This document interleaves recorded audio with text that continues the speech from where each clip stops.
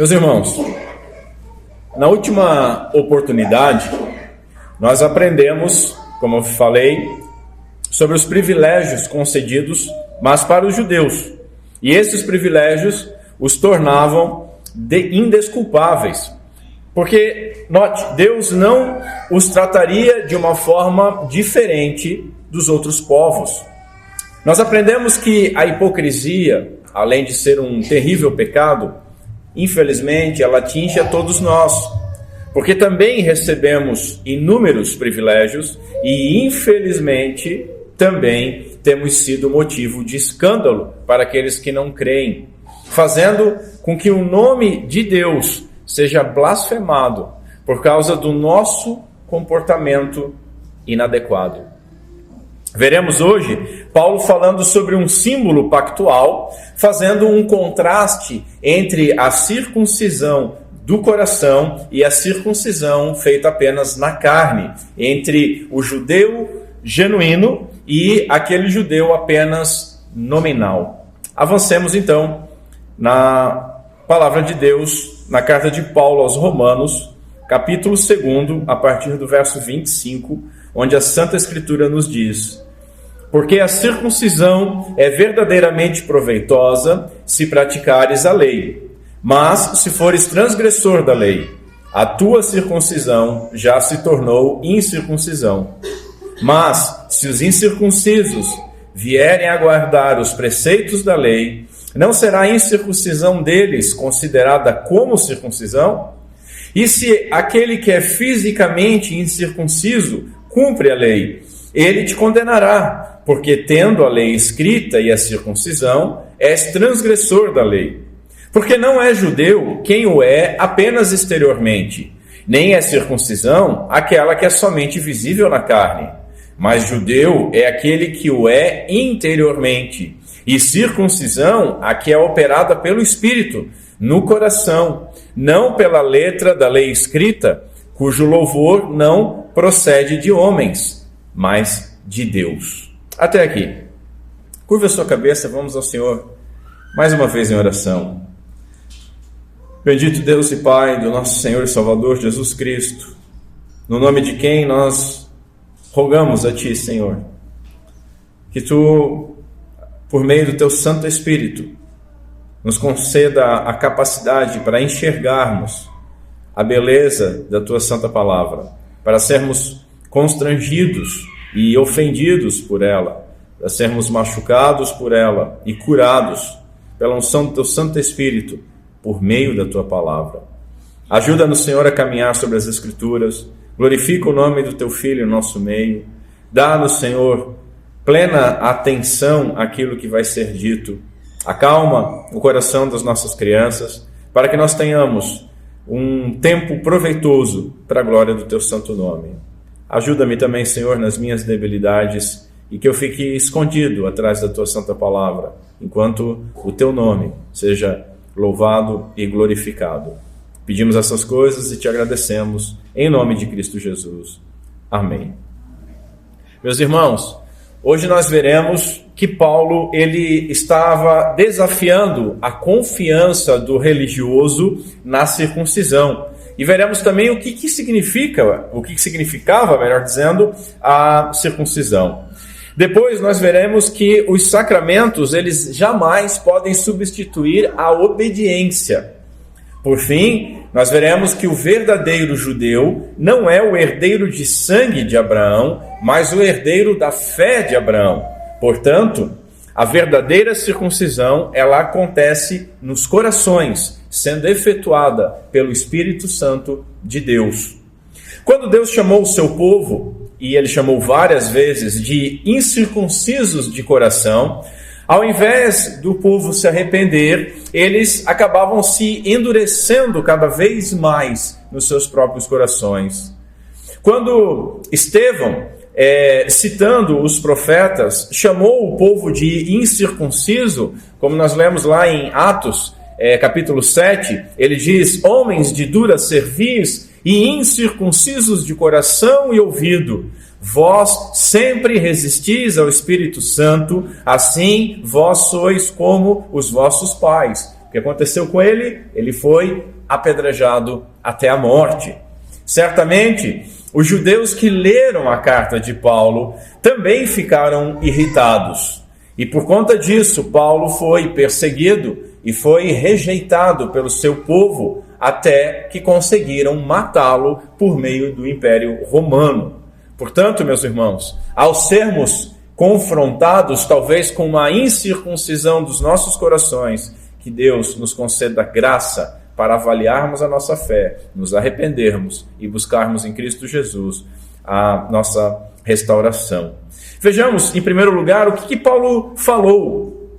Ele estava desafiando a confiança religiosa.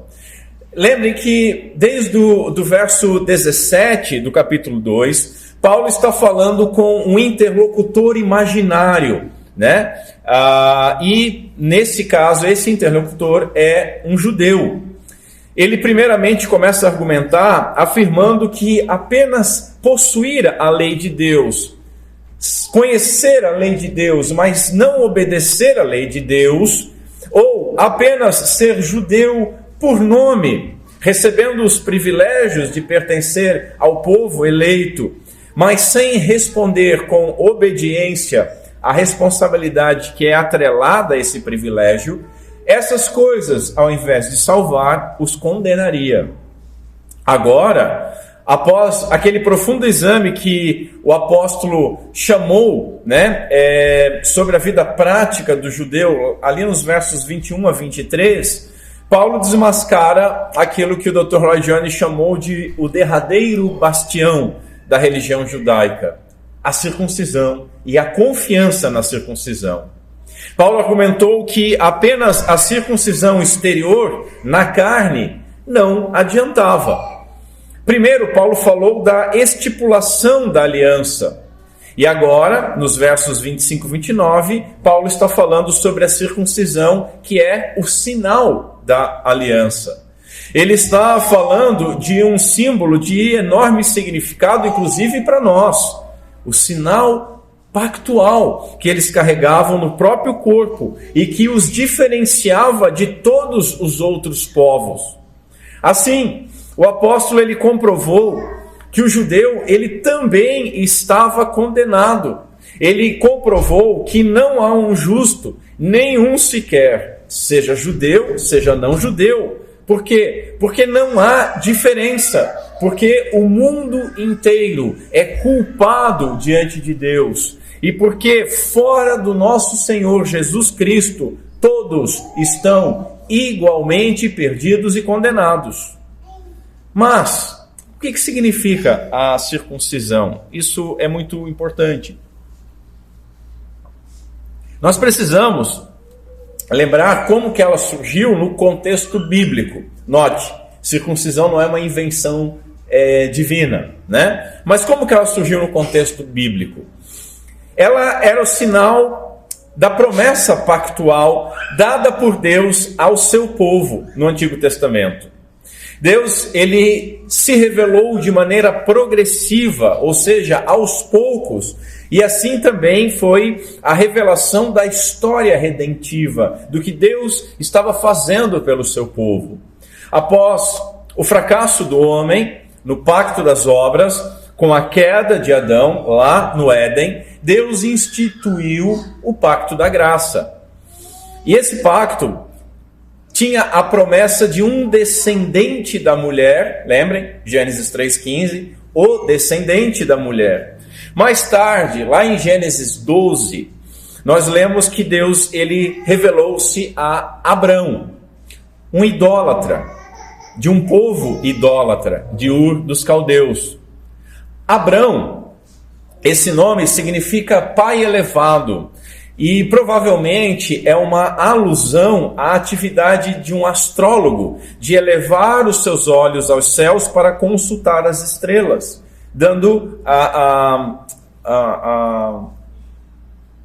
denotando então a idolatria de Abrão. Deus apareceu a este homem e estabeleceu uma aliança com ele. Não uma nova, mas o desenrolar progressivo do pacto da graça. assim como ele fez antes com Noé e faria depois com Moisés e com Davi. Quem está acompanhando as aulas nas quartas-feiras tem isso bem claro, bem esquematizado na mente. O Senhor então mandou Abraão sair da terra onde vivia e ir para uma terra desconhecida, prometendo que ele seria o pai de uma grande nação. Ele foi chamado para ser uma bênção para todas as nações e que dentre os seus filhos surgiria um descendente que seria o Messias, Jesus Cristo, o Salvador do mundo, conforme o apóstolo Paulo vai interpretar lá em Gálatas. Nós lemos em Gênesis 15 que Abraão ele creu nessa promessa, por isso que Hebreus nos apresenta Abraão como pai da fé, sendo esse o título que Abraão recebe por essa fé em Deus. Veja, um homem pecador, um homem idólatra que é chamado para ser parte do povo de Deus, e um homem já idoso com uma mulher estéril que é chamado para ser pai de nações. E ele crê nisso. Em Gênesis 17, nós lemos que Deus ele muda o nome de Abrão, pai elevado, para Abraão, pai de multidão, o significado deste nome. E foi aqui que Deus cortou o pacto da graça, quando foi apresentada a cerimônia dos animais partidos, e onde somente Deus ele se compromete, passando por meio desses animais partidos, num pacto de sangue, se comprometendo à fidelidade da sua aliança.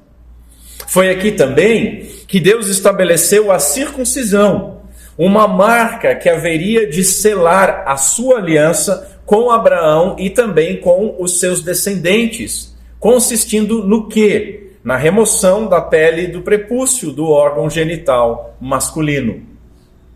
Todo recém-nascido seria circuncidado ao 8º dia, assim como todo adulto convertido ao judaísmo.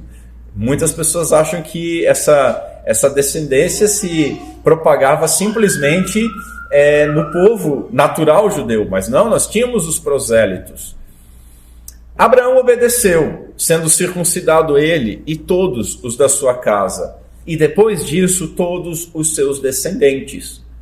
A circuncisão simbolizava a purificação e a santidade. Santidade no termo de separação. Ser santo é ser separado dos outros povos. Simbolizava uma conversão interior. Simbolizava o compromisso com Deus de levar uma vida de dependência e obediência. Mais tarde, quando Moisés deu a lei aos judeus, os filhos do patriarca Abraão, ele diz o seguinte, lá em Deuteronômio 10, circuncidai o vosso coração, apontando para algo superior nessa circuncisão. Ela era um sinal que representava aquilo que Deus requer de verdade. Deus requer do seu povo a circuncisão, a purificação do seu coração. Note, como eu falei, a circuncisão ela não foi criada neste momento. Muitas nações vizinhas de Israel praticavam como um ato de higiene, contudo, não praticavam como um sinal da aliança com Deus. Caso o judeu ele se separasse de Deus no seu coração, a sua circuncisão física, ela não seria melhor do que aquela circuncisão, aquela ação higiênica praticada pelos pagãos. E à vista de Deus, este homem se tornava incircunciso. Incircuncisos de coração. Isso porque a circuncisão era um símbolo externo, exterior, de algo interno. Da conversão do povo pela ação do Espírito Santo.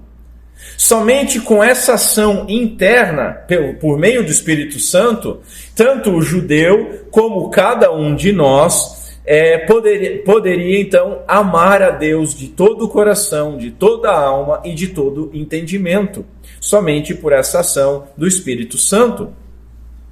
Por todo o Antigo Testamento, este sinal do pacto ele foi aplicado tanto para os adultos quanto para as crianças. Note, Abraão não foi o único a ser circuncidado, porque Deus não fez o seu pacto somente com Abraão, mas também com os filhos que daria a Abraão. Estabelecerei a minha aliança entre mim e ti, e a tua descendência depois de ti, em suas gerações, por aliança perpétua, para ser a ti por Deus e a tua descendência depois de ti. Olha que palavras maravilhosas. Deus está dizendo, eu vou ser o teu Deus, mas note, não é só o teu Deus, eu vou ser o Deus da tua descendência, dos teus filhos. Eu estou entrando em pacto com todos eles, e todos eles vão carregar este sinal da aliança. De fato, a tua descendência, depois de ti, em suas gerações, ou em outra tradução, no decurso das tuas gerações, significa que os filhos de Abraão, eles fariam parte do pacto. E meus irmãos, por que isso é importantíssimo para nós? Porque essa é a razão básica. Porque o sinal da nova aliança, o batismo, como um sacramento substitutivo da circuncisão, ele também é aplicado aos filhos da aliança.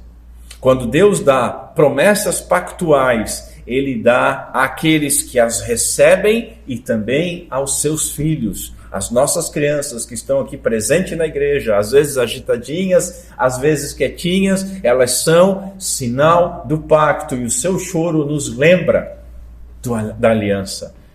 O seu choro é música da aliança. Contudo, meus irmãos, em segundo lugar, a circuncisão, ela não substitui a obediência. Note, o símbolo exterior, ele tem uma realidade interior. A obediência pactual, ela não pode ser substituída pelo sinal pactual. O que eu quero dizer? Não basta ter só o sinal.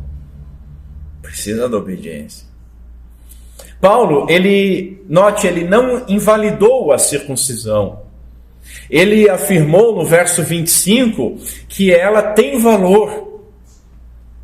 Depois ele vai falar no capítulo 3, nos primeiros versos do capítulo 3, onde há a continuação da argumentação, né? Que qual a vantagem do judeu e qual a vantagem da circuncisão? E Paulo vai dizer muita sobre todos os aspectos. E aqui, no verso 25, Paulo diz que ela tem valor, que ela é proveitosa, mas note que é proveitosa se há um condicionante, há um condicional. Qual é? Se praticares a lei. Praticares, meus irmãos, está num tempo presente, apontando para uma prática contínua, ou seja, obediência contínua. Nós não obedecemos a Deus uma vez, nós devemos obedecer continuamente. O sinal ou símbolo pactual aponta para uma realidade, aponta para uma coisa significada, uma coisa que esse símbolo significa. E o que é essa coisa significada? Purificação e santificação. Purificação contra impureza e santificação contra mistura, ou seja, ser separado do mundo. E isso por meio da fé, provado por meio da obediência e da dependência da justiça de Deus. O símbolo exterior não terá validade alguma, nem significado espiritual algum, sem a realidade interior. Se esse sinal exterior aponta para algo que é inexistente, você tem o sinal do pacto, mas não tem isso dentro do seu coração, então esse sacramento é um sinal vazio. É uma placa que não significa absolutamente nada. O batismo, meus irmãos, tem exatamente o mesmo sentido. Vocês já devem ter visto, ou pelo menos ouvido, mas eu já vi isso, aquelas casas com uma placa assim, cuidado, cão bravo. E há um certo tempo circulou até meme na internet que embaixo da placa "Cuidado, cão bravo" tinha um gatinho dormindo. Coisa mais fofa. Coisa mais fofa. Veja, se uma casa tiver uma placa "Cuidado, cão bravo", e dentro dessa casa tiver um pincher, apesar que o pincher é uma criatura quase demoníaca, né? Ele que não tem força, porque se tivesse força matava 1000. Mas se tem lá um pincher, ou tem um gatinho, ou não tem nada, só tem uma placa para assustar bandido, essa placa é um sinal falso. Da mesma forma, a pessoa batizada, ou no caso do judeu circuncidado, no nosso caso batizado, que não possui a realidade interna, que não recebeu a graça, o sacramento recebido não passou de um sinal vazio, um símbolo que não significa nada. Isso nos ensina algo sobre aqueles números alarmantes de desviados que foram batizados, né? Nós vivemos um momento dentro da igreja evangélica protestante, há uns 200 anos, onde se começou com algumas práticas estranhas, práticas de apelos, práticas de batismo em sequência. Isso gerou muitas pessoas, muitas igrejas inchando, não crescendo, e muitas pessoas passando pelas igrejas.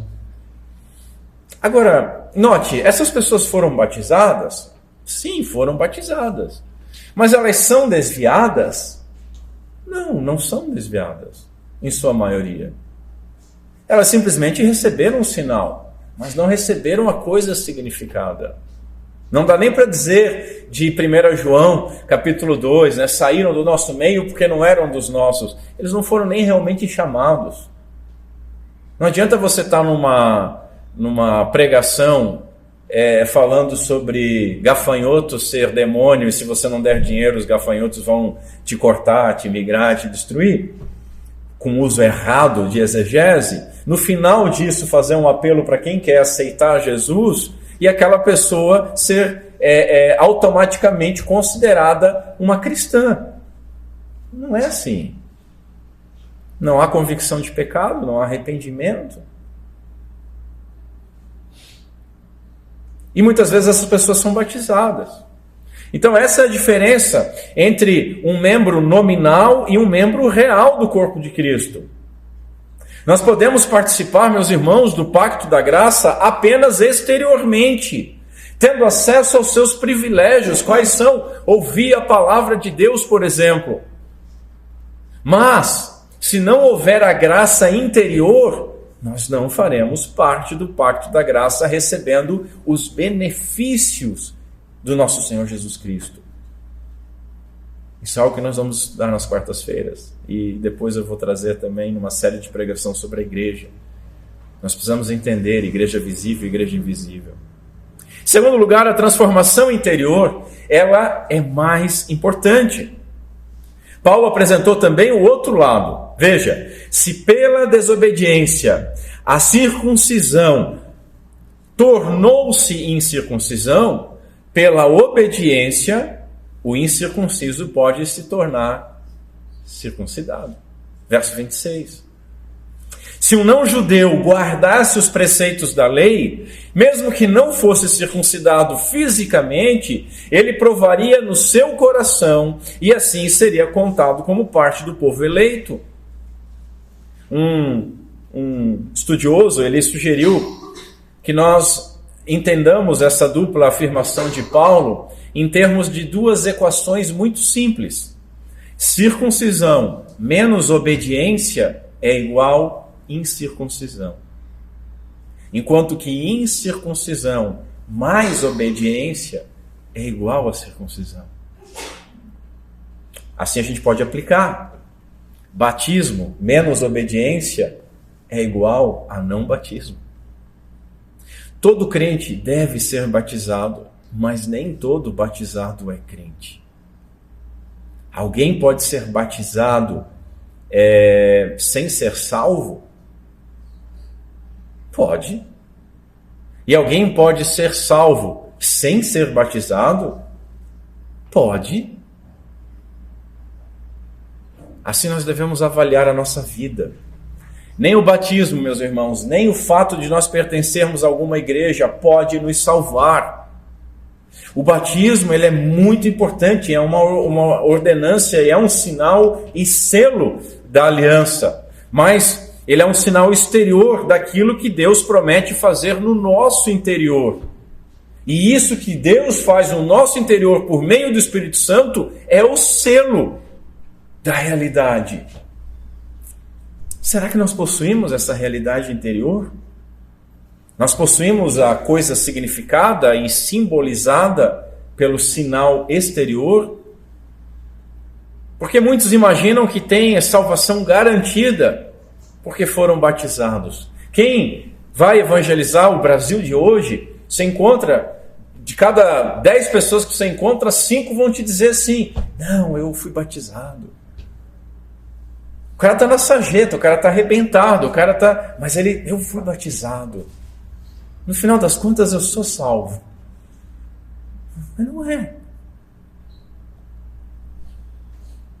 Muitas pessoas acham que tem a salvação garantida porque foram batizadas. Muitas pessoas acham que tem a salvação garantida porque frequentam uma igreja, porque participam da ceia. Mas, meus irmãos, no dia do juízo, a mera recepção externa do batismo não significará nada além de incircuncisão do coração, caso isso não tenha se tornado realidade pela fé.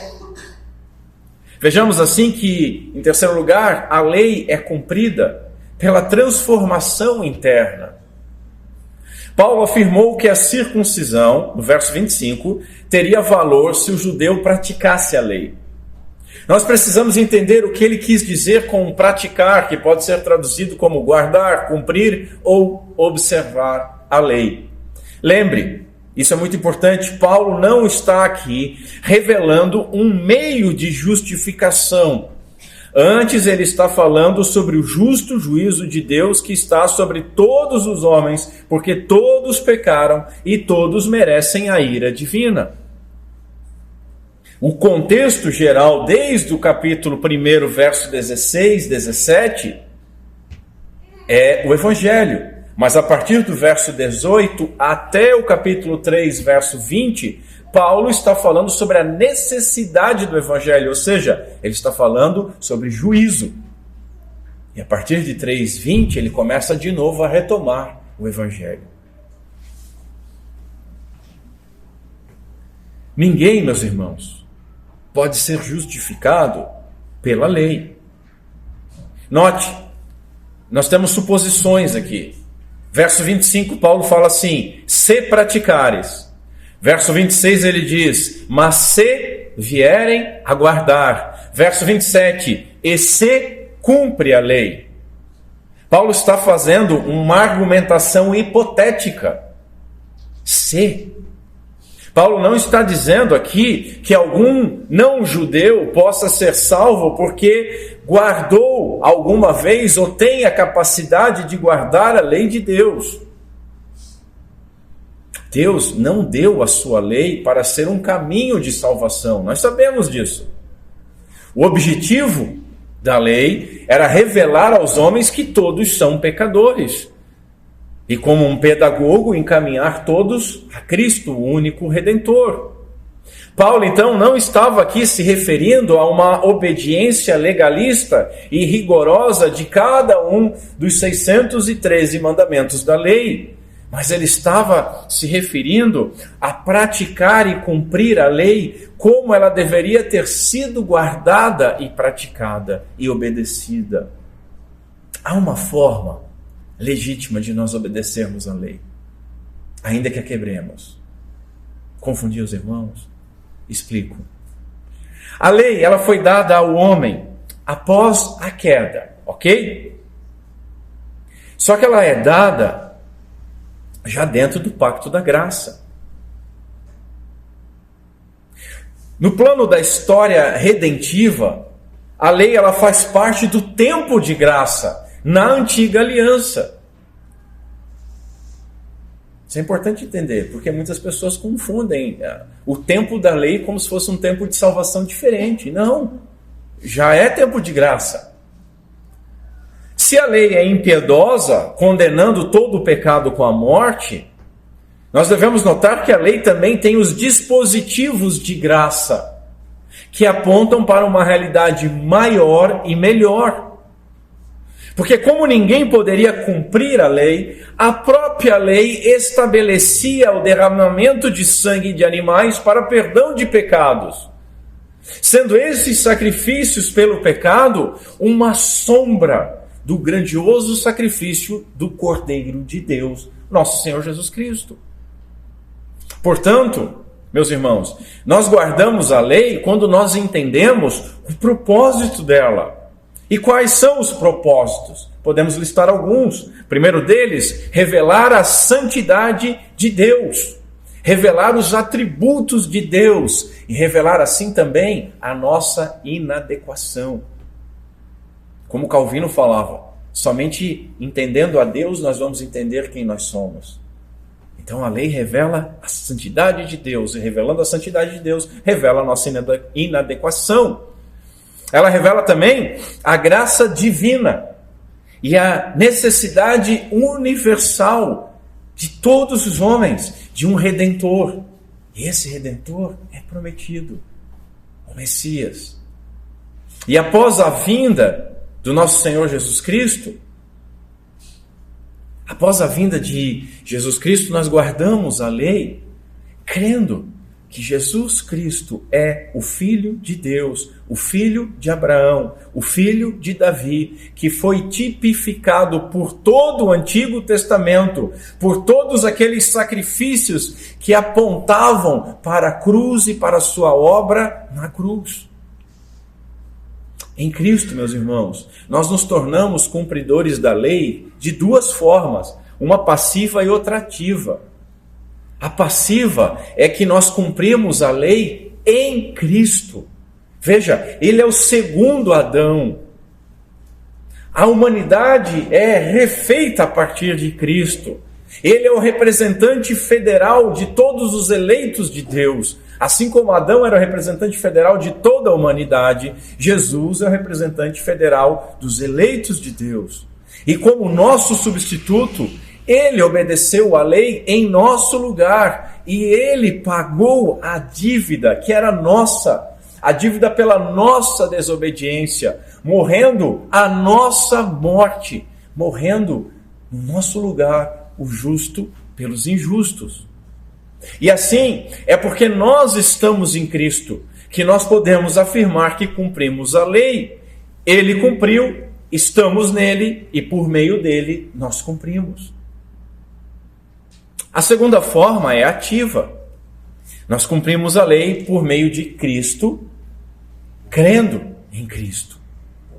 Veja, a lei, ela nos levou até Jesus para sermos salvos. Ela apresenta para nós a necessidade de um Redentor.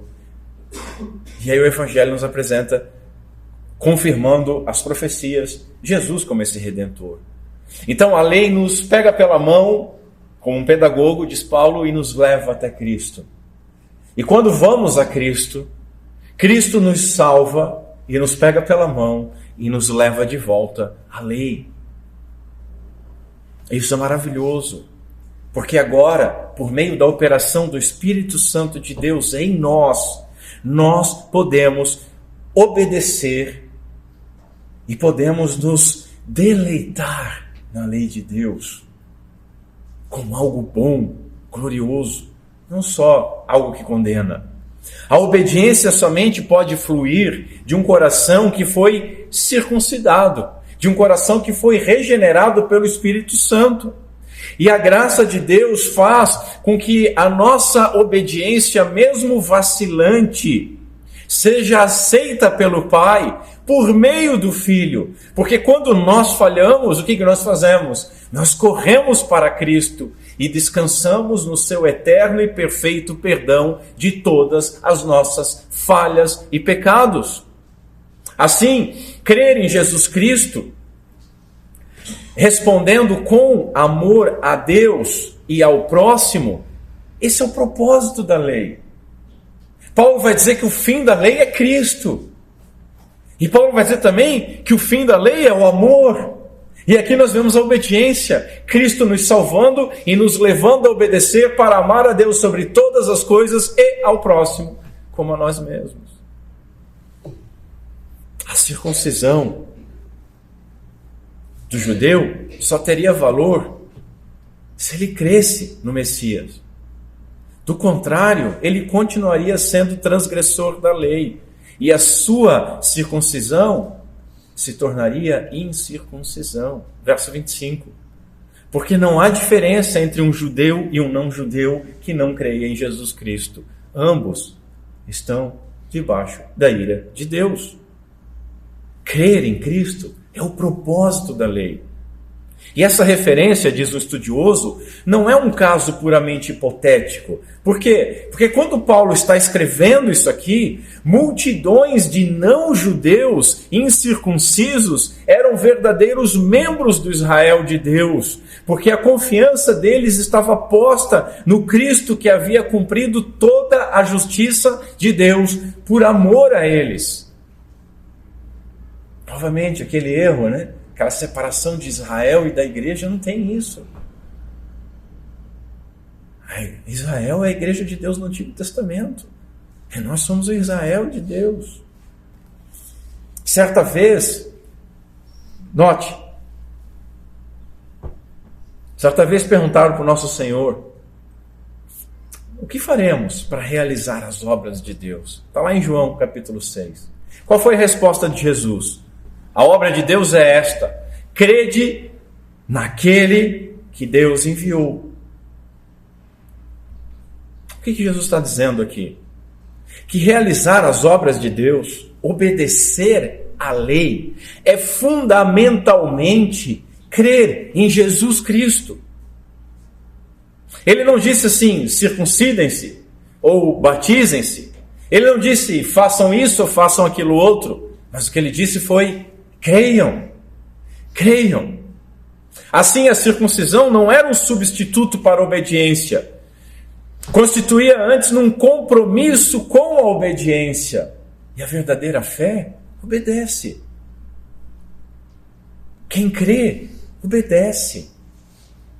Muitas vezes a igreja protestante, e aí eu vou falar inclusive da igreja reformada, erra, olhando muito para Paulo e interpretando mal Paulo e esquecendo às vezes de Tiago. Eu tenho falado isso constantemente. Boas obras não nos salvam. Nós somos salvos pela graça, vírgula, para as boas obras. Paulo chega ao ponto de dizer em Efésios capítulo 2 que nós fomos predestinados para essas obras. Essas obras estavam predestinadas para os filhos de Deus. Essas obras. Então, o salvo pela fé obedece. E sem obediência, não tem fé. A fé bíblica é uma fé atuante, viva. Lembre, a salvação não é pela obediência, mas a obediência é uma evidência da salvação. Somente o crente obedece, e somente aquele que obedece é que é crente, que creu de verdade.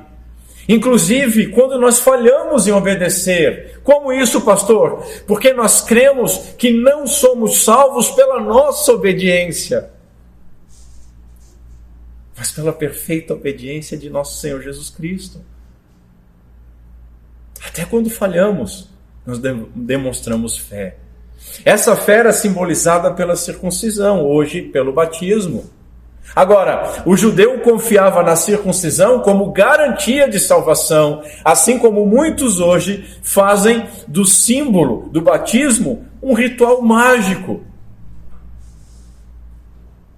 que uma vez feito, salva aquele que recebeu, sem necessitar de verdadeira fé, sem envolver obediência e dependência de Deus.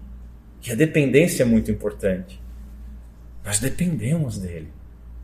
E essa dependência nos causa descanso e segurança. Porque nós sabemos que dependemos dele, e sem ele nós nada podemos fazer, nós descansamos nele. E temos a nossa segurança nisso. Vocês são orgulhosos porque vocês têm uma falsa confiança. Não, a nossa confiança, a nossa segurança está nas mãos daquele de onde ninguém nos pode tirar, nem mesmo nós. Muitos protestantes, não apenas os católicos romanos, mas muitos protestantes creem que o batismo regenera, que a ceia salva. Contudo, o sinal e a evidência genuína de ser salvo pela graça não é ser batizado, mas é a resposta de fé que envolve a obediência. Portanto, tanto faz ser judeu ou não judeu. O que importa é a fé em Jesus Cristo como Redentor exigido pela lei. Quem não crer nele, com ou sem circuncisão, com ou sem batismo, continua condenado diante de Deus. Lembram de João? Permanece condenado. Não é que vai ser. A ira continua sobre ele.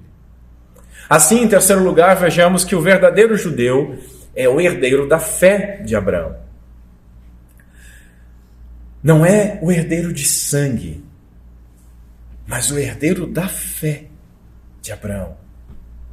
O verdadeiro judeu. Assim, meus irmãos, aquela ideia de salvação nacional de Israel cai por terra. E tem muita gente que imagina que o judeu é uma pessoa à parte. Eu e vocês não somos judeus por nascimento.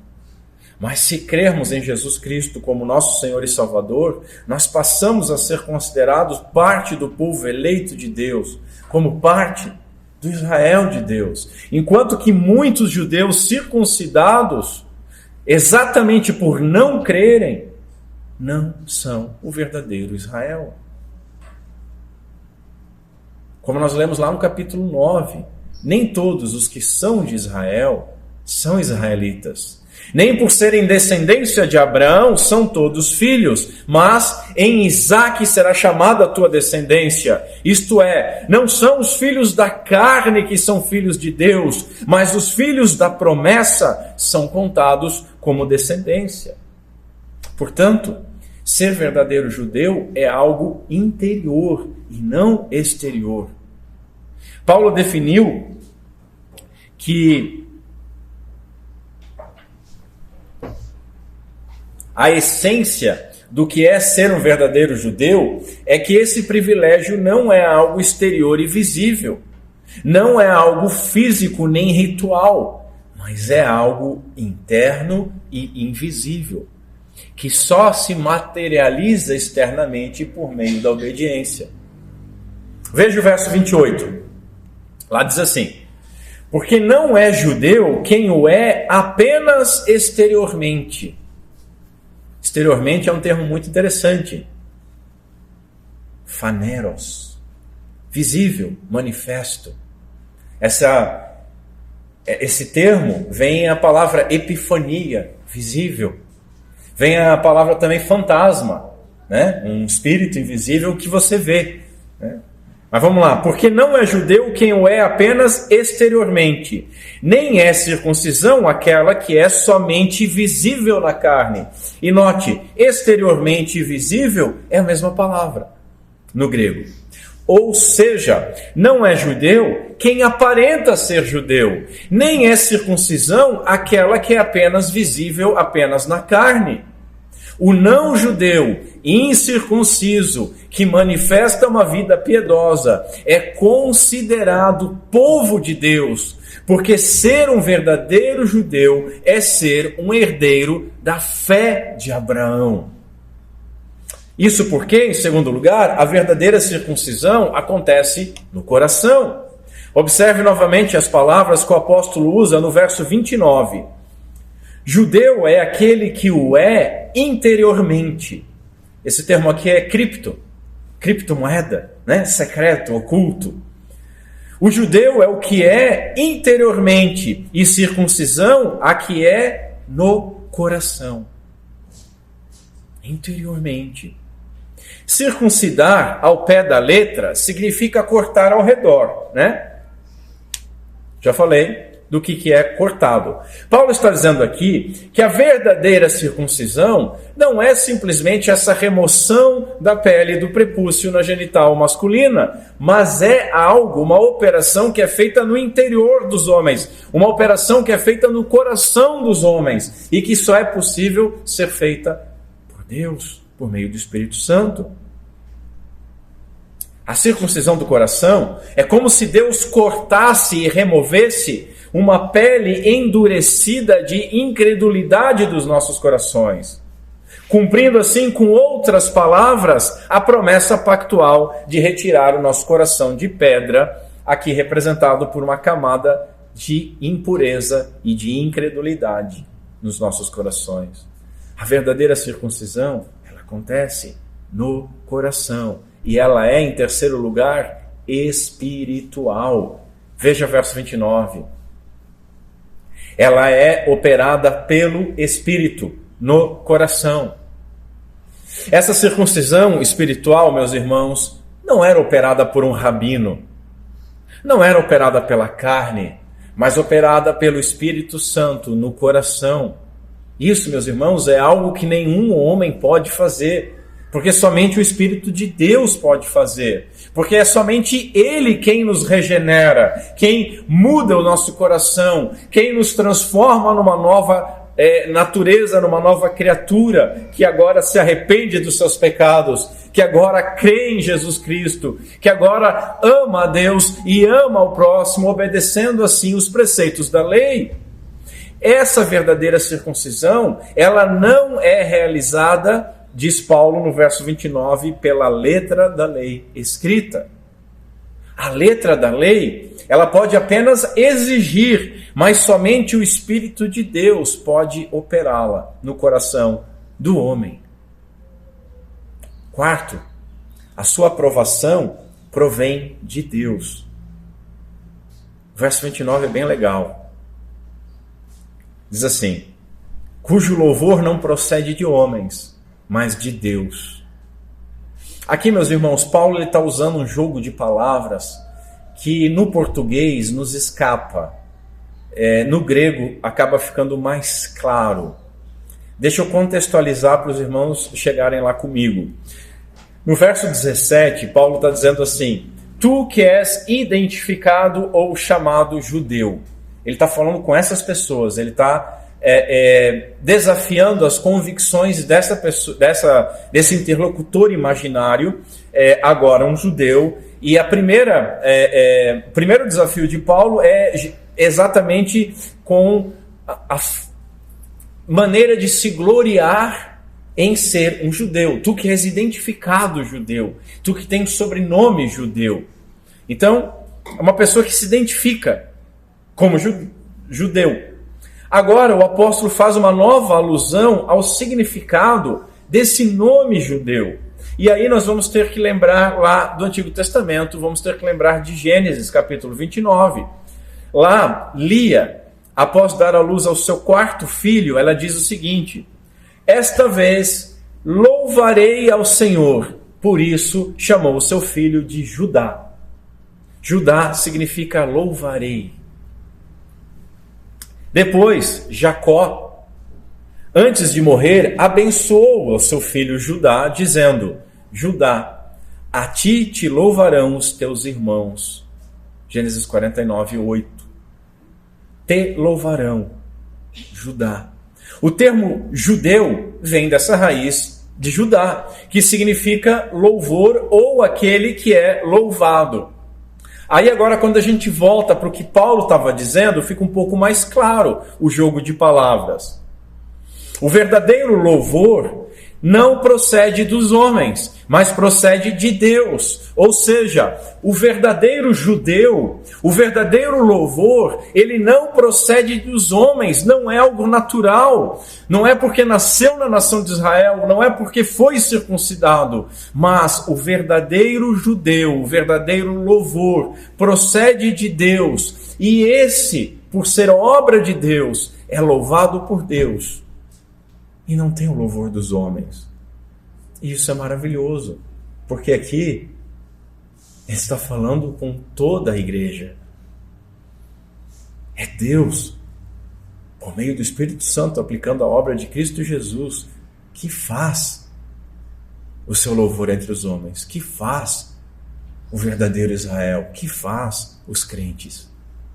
Concluindo, tudo aquilo que Paulo afirmou sobre a relação entre circuncisão e o ser judeu, nós também podemos afirmar com relação sobre o batismo e ser cristão. O verdadeiro cristão é aquele que é no seu interior. O verdadeiro batismo é aquele que é efetuado pelo Espírito Santo de Deus no coração. O sinal externo é apenas um símbolo da realidade interna. O sinal visível, o ato do batismo, sela apenas aquele que o Espírito Santo purificou do pecado espiritualmente, que é a realidade invisível, representada pelo sinal exterior.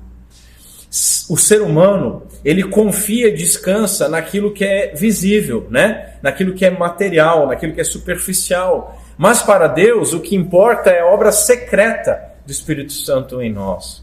O que ele dá como obra exterior, o símbolo, o rito, o próprio batismo, a ceia que nós vamos desfrutar também, nos são concedidas por descendência de Deus a nós, a nossa fraqueza, para que nós possamos olhar para esses símbolos e lembrar, não, eu recebi o meu batismo, eu sou um filho de Deus. Agora, a gente não pode se agarrar ao batismo se esse batismo não representar algo que foi feito no nosso interior. Vamos aplicar isso aqui. Nas aplicações, a primeira é corrigir os erros. A primeira aplicação é a refutação daquelas correntes teológicas, que são a maioria, mas a maioria não tem a voz de Deus, vox populi, vox dei, isso é mentira. Aquelas correntes teológicas que enxergam algo de especial no simples fato de alguém ser judeu. Irmãos, há quem creia ainda hoje que os judeus são um tipo de crente de primeira classe e nós, os cristãos não judeus, os da segunda classe. Né? A gente não é tão como eles. Outros pioram isso e creem que o judeu será salvo mesmo sem crer em Jesus Cristo. Contudo, deve ficar claro para nós que Deus não tem dois povos. Jesus afirmou que haveria um só rebanho, com um só pastor, lá em João 10. Jesus tem apenas um povo. Deus tem apenas o povo eleito, que é a sua igreja, que é formado por homens e mulheres de toda tribo, povo ou nação, sejam judeus ou não judeus, que creem em Jesus como seu Senhor e Salvador. Esses são os verdadeiros judeus, verdadeiros descendentes de Abraão, verdadeiros herdeiros da promessa pactual, que receberam a verdadeira circuncisão e que são abençoados pelo herdeiro bendito de Abraão, Jesus Cristo. Em segundo lugar, nós devemos fazer um autoexame. Essa é uma boa aplicação. Talvez muitos que me ouvem criam, espero que não creiam mais assim, que eram salvos simplesmente porque eram filhos de pais crentes, que eram salvos simplesmente porque foram aceitos como membros de alguma igreja, ou porque fizeram alguma oração de entrega, ou simplesmente porque foram batizados. Senhores, nenhuma destas coisas pode salvar ninguém. Se não vivermos de acordo com a lei, crendo em Jesus Cristo como nosso Senhor e Salvador, único Senhor e Salvador, e não descansarmos na sua graça e misericórdia, é isso que a lei exige. Mas se nós, por outro lado, depositarmos a nossa fé no batismo, nas cerimônias, nós seremos considerados descrentes.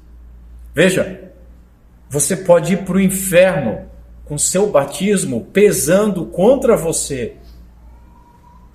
Todos nós precisamos que os nossos corações sejam circuncidados, de uma transformação interna que é realizada pelo Espírito. E o batismo é só um símbolo disso. O batismo só será um selo naqueles que o Espírito Santo circuncidou o coração. Nós podemos dizer isso a nosso respeito? Você pode dizer que teve o coração circuncidado, que é uma nova criatura? Se não, se arrependa hoje e clame ao Senhor. Clame ao Senhor. Terceira aplicação, devemos confiar em Cristo para a salvação.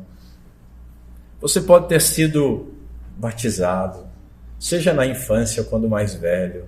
Você pode vir a todos os cultos. Você pode dar dízimos e ofertas até não poder mais. Você pode participar até das reuniões de oração, que poucos vêm. E mesmo assim, você pode não ter sido circuncidado no seu coração. A nossa salvação, meus irmãos, não está baseada naquilo que nós fazemos, mas naquilo que foi feito por nós. Não são os ritos, os rituais religiosos, mas a nossa resposta à graça que conta. E qual é a nossa resposta à graça? Religiosidade não salva ninguém. Somente crendo, confiando e dependendo totalmente e exclusivamente em Cristo, em quem Deus estava reconciliando consigo o mundo. Somente nele é que nós podemos ser salvos. E somente iremos crer desta maneira se o Espírito Santo circuncidar o nosso coração, transformar a nossa mente, as nossas afeições e as nossas ações para a glória de Deus. Quarta aplicação, arrependimento. Se a nossa vida e o nosso comportamento não estiverem de acordo com o que nós confessamos crer, nós precisamos nos arrepender, clamando ao Pai, para que por meio do seu Santo Espírito Ele nos purifique. Se você nunca passou por isso, clamando ao Pai, para que o seu Santo Espírito circuncide o seu coração, aplicando os méritos de Cristo e concedendo a você a graça, e concedendo aos crentes que se arrependem dos seus pecados, a graça de viver de acordo com a fé que professam ter. Aos crentes, se por alguma razão deixamos de obedecer e passamos a depositar a nossa esperança no nosso conhecimento de teologia, nos sacramentos, ou talvez em alguma igreja, ou talvez em algum homem que governa alguma igreja, nós precisamos nos arrepender e lembrar de onde caímos e clamarmos a Deus para que o seu Santo Espírito continue trabalhando em nossos corações numa transformação espiritual, nos moldando à imagem de Jesus Cristo. Quinta aplicação, e com essa eu encerro. Por fim, lembremos que somos salvos por Cristo, somente por Cristo, somente pela graça, somente por meio da fé e somente para a glória de Deus, como somente as Escrituras nos ensinam. Ainda que estejamos longe da perfeição, e estamos muito longe da perfeição, nós devemos olhar para Jesus Cristo, manter os nossos olhos no autor e consumador da nossa fé e caminhar não olhando para as coisas que ficaram, não olhando para trás, mas caminhar esperançosos de que aquele que começou a boa obra em nossas vidas é fiel para completar ela até o dia de Cristo Jesus. Nós não somos salvos pela nossa obediência ou mérito, mas pelo mérito perfeito daquele que nos amou primeiro. Assim, se nós falharmos, nós temos advogado junto ao Pai. Clamemos por perdão e que o louvor da nossa vida não seja buscado nos homens, que nós não busquemos agradar a homens, mas que o nosso louvor seja buscado de Deus, que nós busquemos agradar a Deus, que nos salvou por meio de Jesus Cristo. E assim que Deus Pai seja misericordioso conosco, por Cristo Jesus. Amém. Vamos ficar em pé. Vamos ao Senhor em oração.